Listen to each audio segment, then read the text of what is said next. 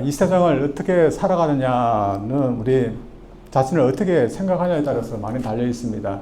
자신에 대해서 긍정적으로 생각한다면 긍정적으로 세상을 살아가게 되어 있습니다.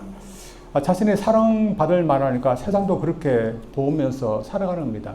근데 만약에 나는 있으나 마나하나 그런 생각으로 부정적으로 생각한다면 세상도 그렇게 생각하면서 살아가게 되었습니다. 그래서 나 자신을 사랑하라고 교육하고 또한 치료도 합니다. 그래서 나 자신을 사랑하게 되면 더 긍정적으로 세상을 살아가게 된다고 합니다. 이러면서 자신에 대해서 어떻게 생각하느냐 또한 해석하느냐는 것은 참 중요한 것입니다. 저희들도 예수님을 믿고 난 후에 우리 자신에 대해서, 우리 인생에 대해서, 이 세상에 대해서 생각하는 것이 바뀌어졌습니다. 그리고 마땅히 바뀌어진 생각을 가지고서 우리는 살아가야 됩니다. 저희들이 예수님을 믿고 난 후에 매우 긍정적으로 바뀌어졌습니다. 나 자신에 대해서 또한 이 세상에 대해서 좋게 생각하게 된 겁니다. 하나님의 자녀가 됐으니까 하나님께서 나를 책임지시고 나의 삶을 형통하게 하시겠지 하는 그런 긍정적인 마음으로 살아가게 되는 것입니다. 그러나 우리가 하나님의 자녀가 되어서 이렇게 긍정적으로 살아갈 것이라고 생각하지만 이상하게 우리의 삶 가운데는 어려움이 오고 고난이 찾아오게 되었습니다. 예수님을 믿으면 망사 형통이라고 기대했는데 그렇지 않은 것입니다. 오히려 베드로 사도 시대 때 성도들만 해도 어려움이 더 찾아왔습니다. 예수님을 믿는다는 이유로 차별을 당했고 냉소를 당하게 되었습니다. 세상에서 예수를 믿고 살면 만사 형통이라고 기대했는데 그리스도인들이 잘못 생각한 것일까요? 당시 성도들 중에는 예수를 믿으면 더 어려움이 오고 더 고난이 오는 것으로 인해서 고민했을 성도들도 있을 겁니다. 그리고 내가 예수님을 믿는 것이 잘한 것인가 그런 고민도 했을 성도들도 있었을 겁니다. 이것은 당시만 뿐만 아니라 오늘날도 그럴 겁니다. 왜냐하면 오늘날도 예수님을 믿게 되면 만사 형통이 아니라 고난이 오고 어려움이 오기 때문입니다. 그래서 왜 이런 어려움이 오고 또한 환난이 오고 고난이 오는가 고민하게 되어 있습니다. 그러나 예수 믿는 저희들이 기뻐할 수 있는 것은 확실하게 보장되어 있는 겁니다. 다시 말해서 저희들의 죄와 사망에서 구원받았다는 것, 그리고 영생으로 옮겨졌다는 것, 그리고 더 이상 죄인이 아니라 하나님의 자녀가 되었다는 것은 확실하게 보장된 것입니다. 이런 것은 저희들에게 보장되어 있지만 그러나 이런 것이 보장되기 때문에 세상에서 아무런 어려움도 고난도 환난도 없을 거다. 면제받은 것은 그것을 보장한 것은 아니라는 것입니다. 그래서 우리에게 어려움이 오는 것입니다. 그러나 하나님은 우리에게 약속하신 것을 지키기 때문에 이 세상에서 일어나는 어떤 고난, 다시 말해 그것이 사고든지 아니면 가난이든지 병이든지 심지어 죽음까지도 하나님께서 약속하신 그 구원 또 하나님께서 약속하신 그 천국을 영생을 우리에게서 빼앗을 수 없게 하신다는 것입니다. 그래서 하나님이 구원을 보장하시기 때문에 왜 하나님이 나에게 어려움을 주시는가 우리가 그렇게 고민하면서 살 필요는 없다는 겁니다. 대신에 구원을 보장하시는 하나님을 우리가 믿고 의지하면서 하나님의 방법대로 이 세상을 살아가야 된다는 것입니다. 그렇다면 믿는 자가 이 세상에서 어떻게 사는 것이 하나님의 방법일까요?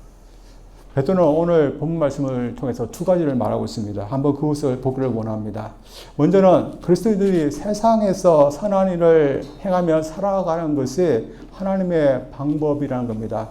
본문 말씀 11절과 12절을 한번 보겠습니다.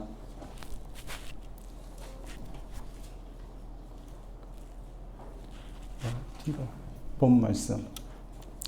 사랑하는 자들아 거룩민과 나그네 같은 너희를 권하노니 영혼을 거스려 싸우는 육체의 정욕을 제어하라. 너희가 이방인 중에서 행실을 선하게 가져 너희를 악행한다고 비방하는 자들로 하여금 너희 선한 일을 보고 오시는 날에 하나님께 영광을 돌리게 하려 하라.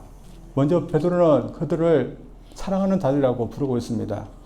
그들은 로마 황제였던 네로 때 살았던 그런 사람들이었습니다. 저희들 네로 황제가 얼마나 악한 왕이고 그리고 정의를 좀 못하는 왕인지 우리는 알고 있습니다.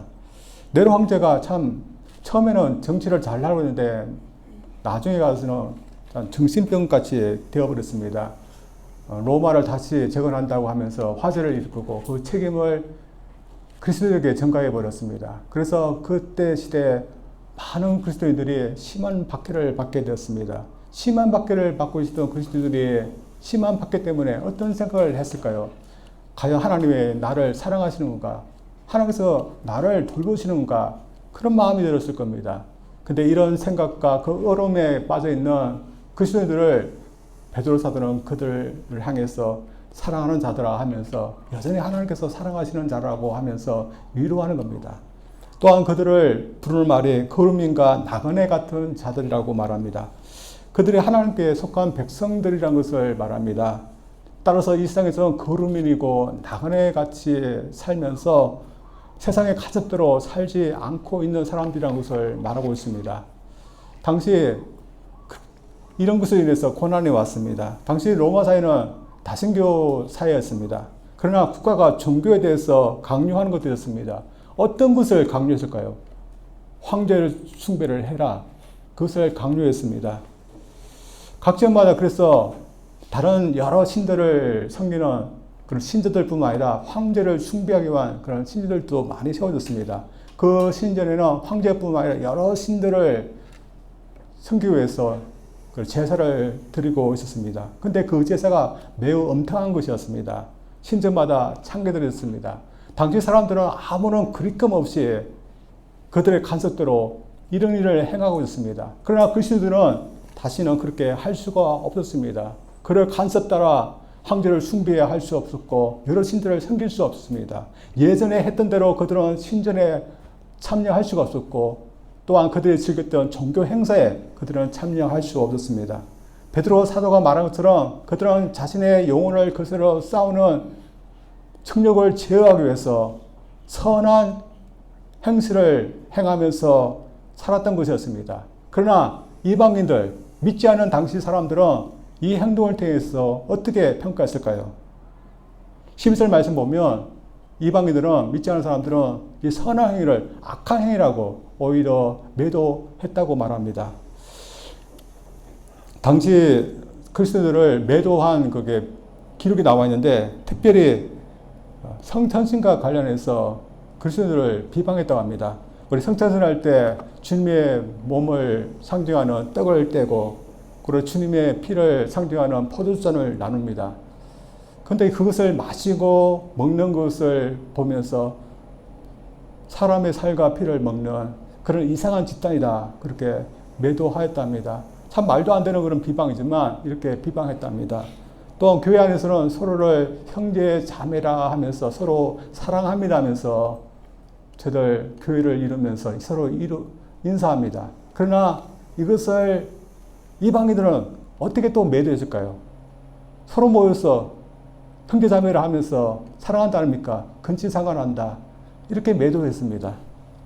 하나님 명령에 따라서 선한 행실에 따라서 살아가는 그리스도에서 오히려 사회를 어지럽히는 사교집단 또한 악에 해를 끼치는 그런 사람들이라고 이렇게 매도했던 것입니다.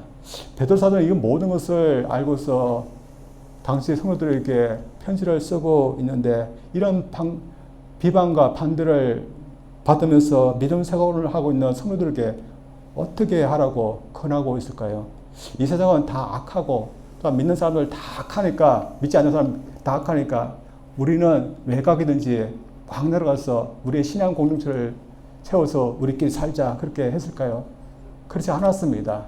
오히려 이 시장 속에서 그들의 행위를 선하게 해서 악행한다고 비방하는 자들이 결국에는 하나님께 영광을 돌릴 만큼 선한 행동을 하면서 살라고 이렇게 권면하고 있습니다. 그래서 구체적으로 그들에게 선하게 행동하는 것이 무엇인지 말하고 있습니다.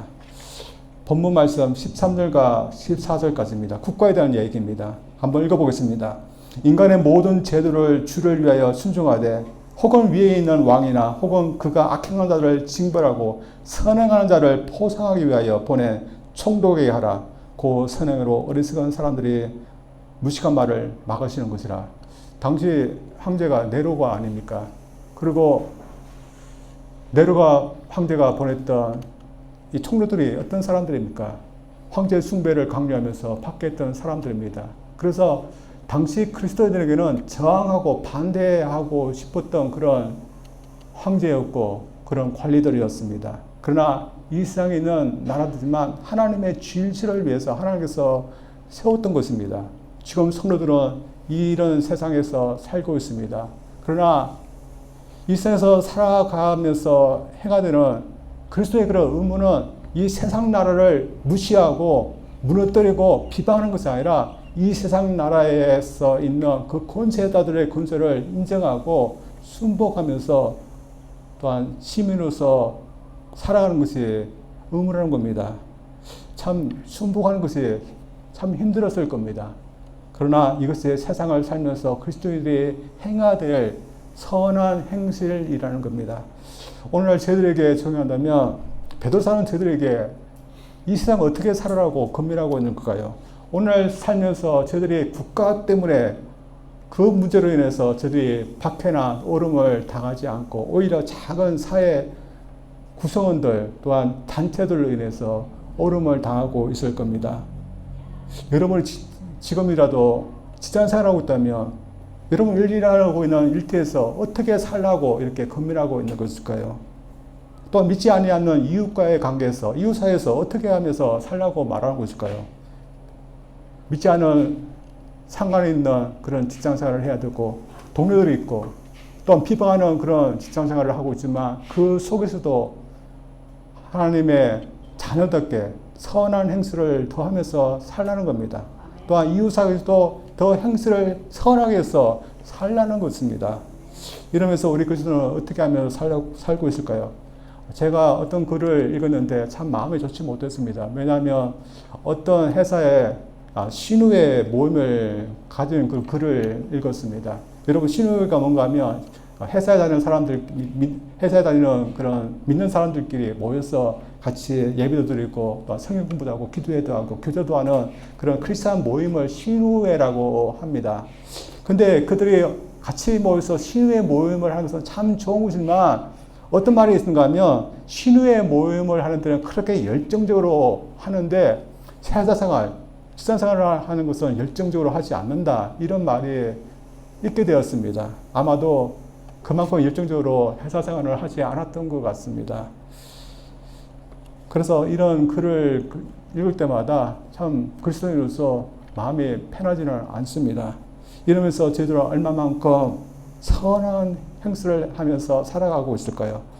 이 약한 세상에서 저희들이 부름받은 것은 선한 행실을 하게 하기 위해서인 것입니다. 그래서 이 세상이 아무리 악할지라도 인정하지 않을지라도 나를 부르신 선한 행실에 우리는 충실하면서 살아야 되는 겁니다.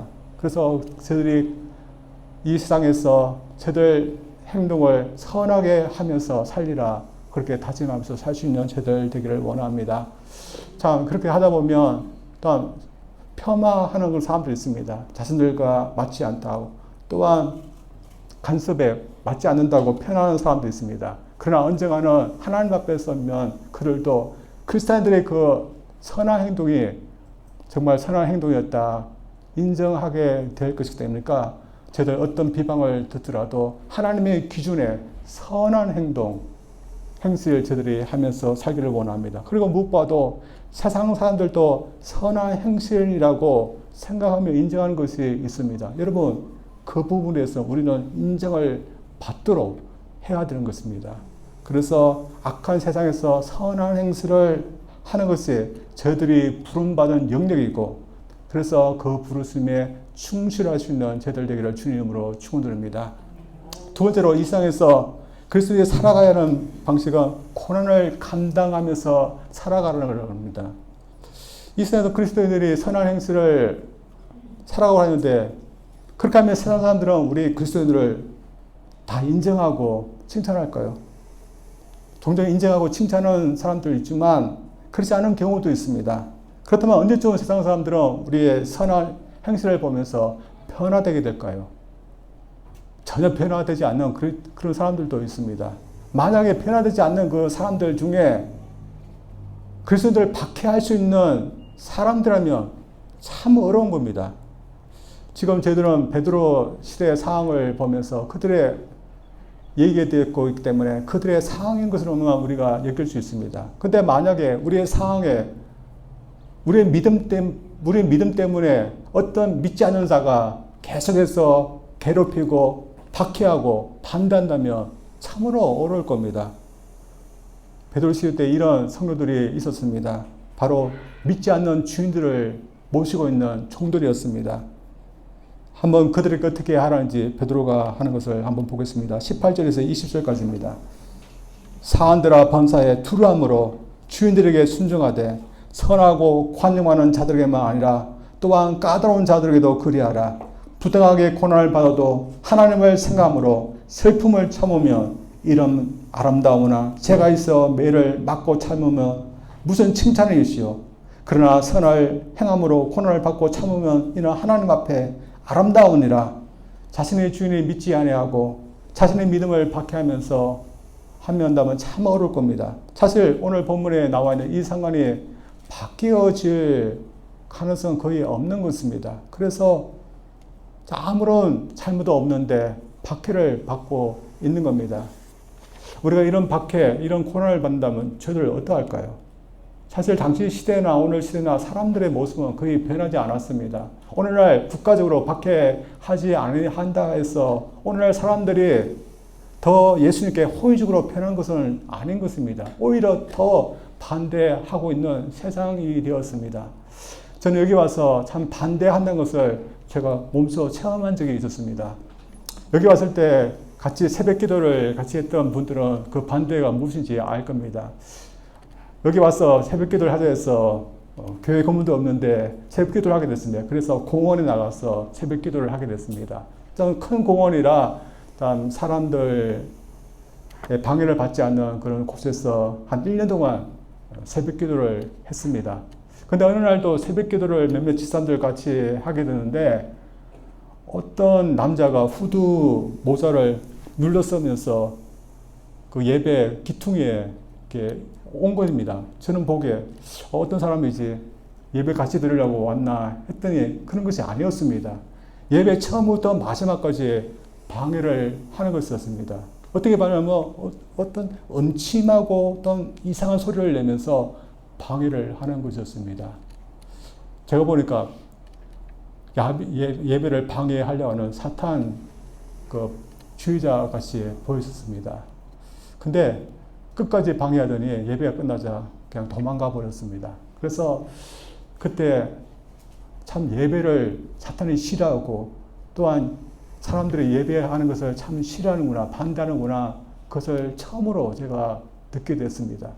따라서 믿음을 반대하고 박해하는 것은 당시 초대 그리스도 상황의 그 특수한 상황만이 아니라 오늘날 전체적으로도 계속해서 일어나고 있는 것입니다.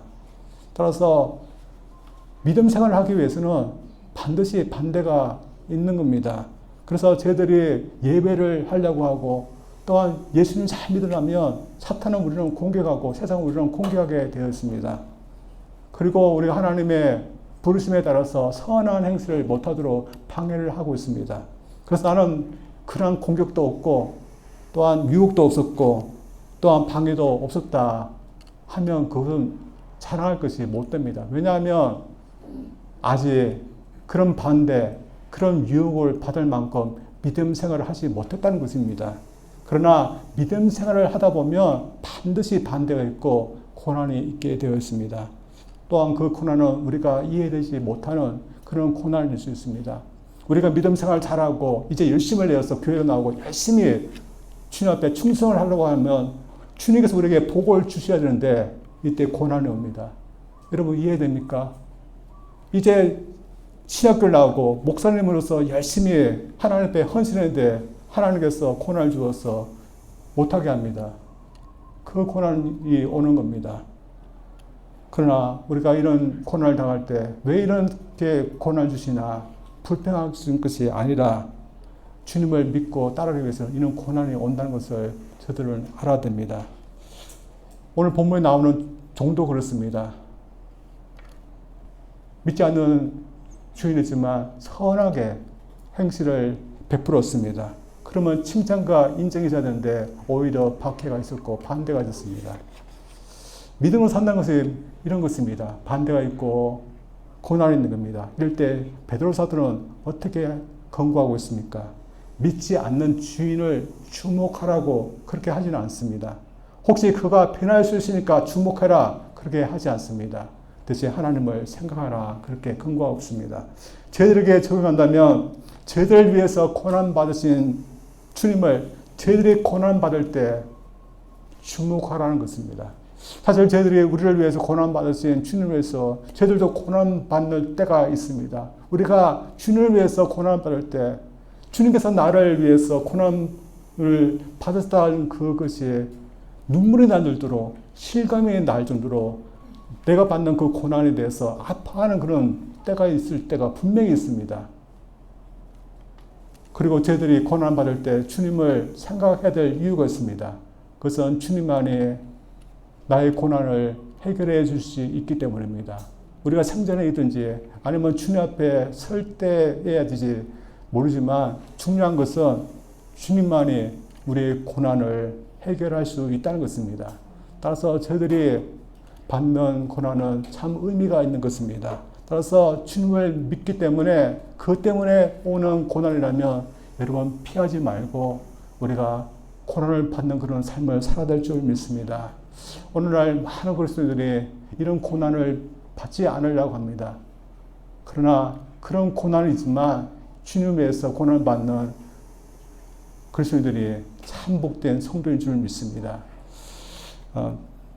여러분도 아시는 그런 목사님인데 1902년에 출생하셔서 1950년 48세 나이에 서거하신 손양 목사님이 계십니다. 그분이 목회 소명을 받고서 신학교를 졸업하셨는데 근데 조금 늦게 졸업하시는데 그때 나이가 목사님의 나이 36세였습니다. 근데 목사님은 특수 목회를 하셨습니다. 나병 환자들로 이루어진 그런 교회를 찾아서 목회를 하셨습니다. 당시만 해도 나병은 고칠 수 없다 생각했던 그런 병이었는데 그 성도들이 모여있는 교회를 찾아서 목회를 했습니다. 그래서 참 어려웠을 겁니다. 근데 이 목사님의 목회뿐만 아니라 그 가족에도 큰 고난이 오게 됐습니다. 1948년도 목사님의 나이 46세가 됐을 때 여수 춘천 반란 사건이 있을 때 목사님의 두 아들이었던 동인, 동신 두 아들이 반란군에 의해서 순교를 당하는 일이 있었습니다. 그리고 그것으로 그 고난이 끝나지 않았습니다. 2년 후 1950년 6.25 전쟁이 일어나고 그의 나이 48세 됐을 때 공산당에 의해서 총살령에 의해서 순교를 당하게 되었습니다. 이 목사님뿐만 아니라 당시 성도들은 믿음 때문에 고난을 당했습니다. 잘못했기 때문에 죄를 범하기 때문에 당한 고난이 아니라 주님 때문에 당한 고난이었습니다. 저들은 어떠할까요? 우리는 믿음 때문에 이런 고난을 감수하고 살고 있을까요? 주님은 주님의 뒤를 따라오기 위해서는 반드시 이 고난을 감수하라고 저에게 말씀하고 있습니다. 또한 그렇게 할 수 있는 자가 주님이 가신 그 영광에 또한 들어갈 수 있다고 믿습니다. 저들 이 세상에 사는 동안에 저들 악하다고 이 세상을 불평하고 비판만 하지 말고 하나님께 영광 돌 수 있는 만큼 우리의 행위를 선하게 여러분 하기를 원하고 또 한번 고난을 올 때 주님을 생각하면서 나도 그 고난에 참여하겠다 생각하면서 우리 믿음 생활할 수 있기를 주님으로 축원드립니다. 우리 기도합니다.